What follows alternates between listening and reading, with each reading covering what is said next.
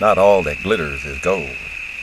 What does this glitter in the air, floating down on man and beast, have to do with me and mine? How can this affect me? I have a busy life and cannot be bothered by more details. Why should I care? But for the fact that the vitamin D deception has already affected all mammals. We have seen industry dump poison into the air supply forever, it seems. Big agriculture has aerial sprayed our cheap food for decades and everything downwind. Since BP Macondo, we have seen sky controllers aerial spraying for oil dissipation and camouflage. For many months, it was our only news. It was a perfect example of military-industrial cooperation. Maybe this spraying is the equivalent of the perfect war on America. Planes with invisible bombs, subtle collateral damage, and no one in authority seems to know a real answer or is accountable. What makes this high-altitude aerial spraying different that should concern anyone? Well, one good reason to think about: why is it not openly talked about that someone is spending and making mountains of money doing it? Hundreds of planes spraying all around the world.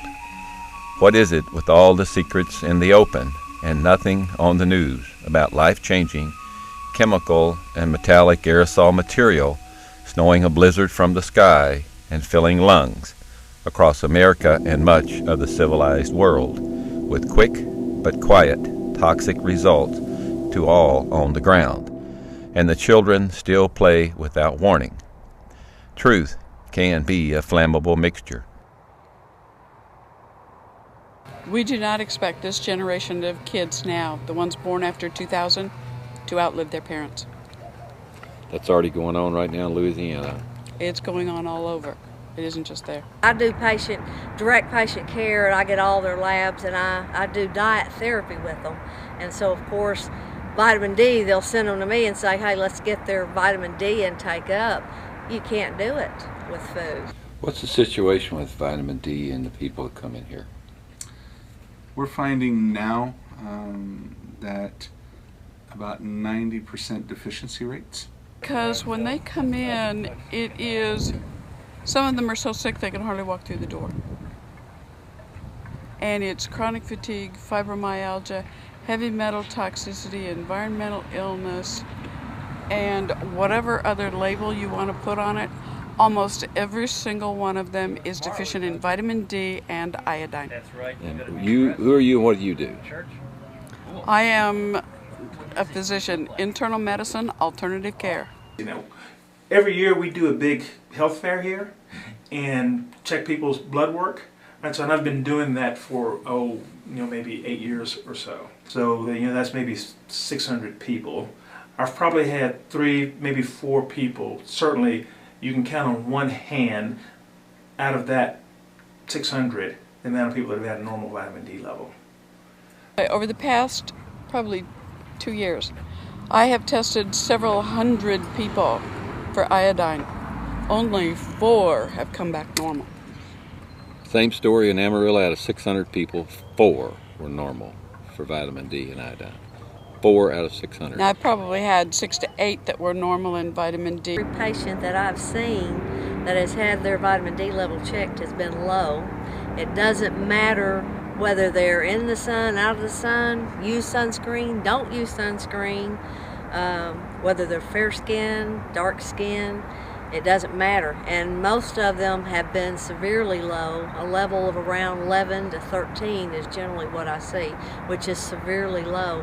And I've never yet seen a patient check that did not have a normal, or that did have a normal vitamin D level. Explain vitamin D as a hormone, and explain how it is the system driver basically, and what can go wrong if that's not in our bodies. Well, it controls many of your functions. But is it a vitamin?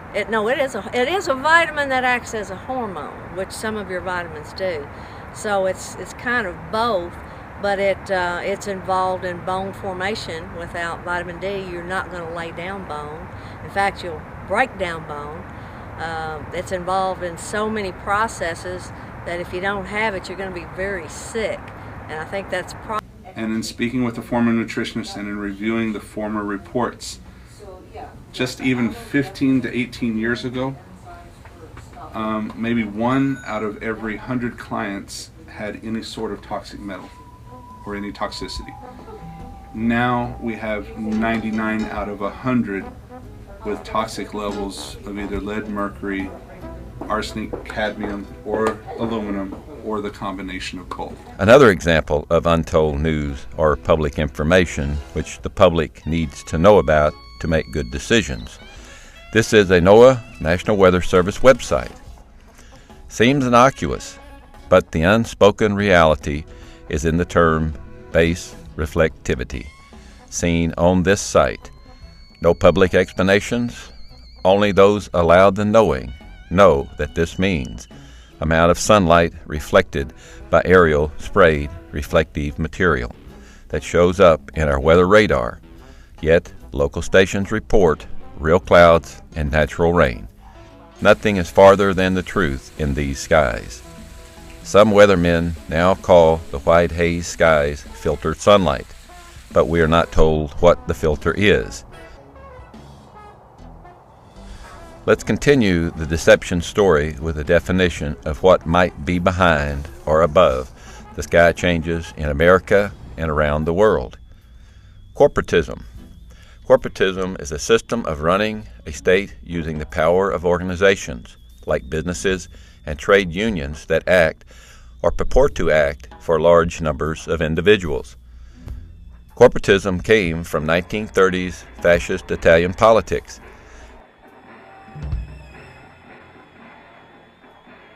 It is a military attitude in designer business suits. Powerful corporatism was evident, but not so clear to all, during and now after Macondo blew up mysteriously.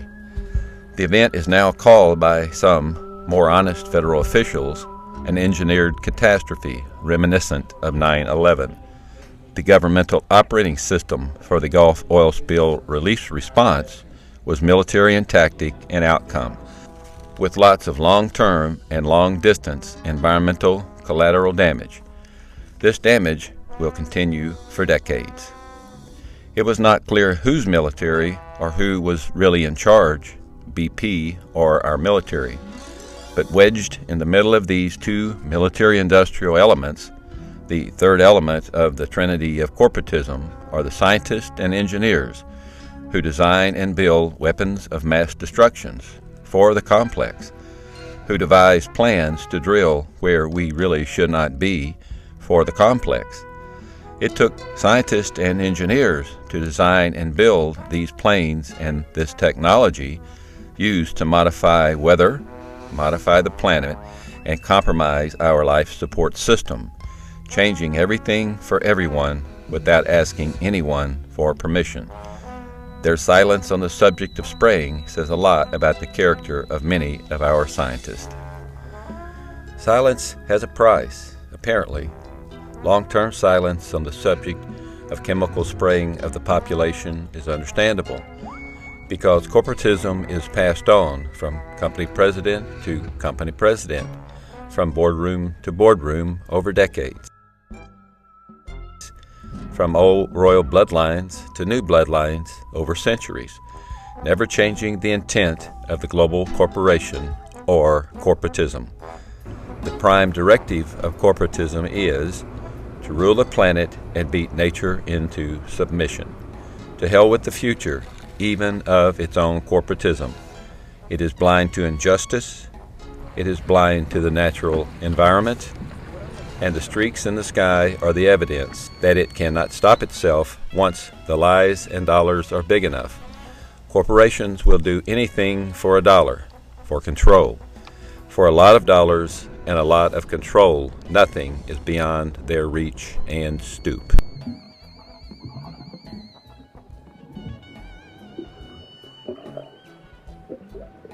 CNN just reported on high-level dispersal activity at 15, 20, 25,000 feet. I have a report today from airline pilots that there's multiple areas, crosses, and X's in the sky. Fishermen have taken pictures today. Can you tell me what division of EPA would have the permits for the high-level dispersant spraying that's going on right now and has been going on for 5 years over New Orleans refineries? Now the planes are out over the oil spill because the stratospheric ozone is gone. You asked about aerial dispersion. High level, I'm saying at 15, 20, 25,000 feet. It's documented. CNN put the story out. What division is putting the permits out for this high-level spraying that's going on? The Federal On-Scene Coordinator from the U.S. Coast Guard and the National Incident Commander make the decision every day as to what methods are going to be used to fight this oil. And what Mary Landry, Admiral Mary Landry has made clear is that spraying is her least preferred method. She'd first rather burn it. When the seas are under 4 feet, she could burn it. She would rather skim it and try to catch it. But she's allowed the high-level spraying over refineries for 5 years to fill in the ozone holes. You're not answering my question. Sir, What? You have a question. I do. I'm not prepared to answer. We should take nothing for granted.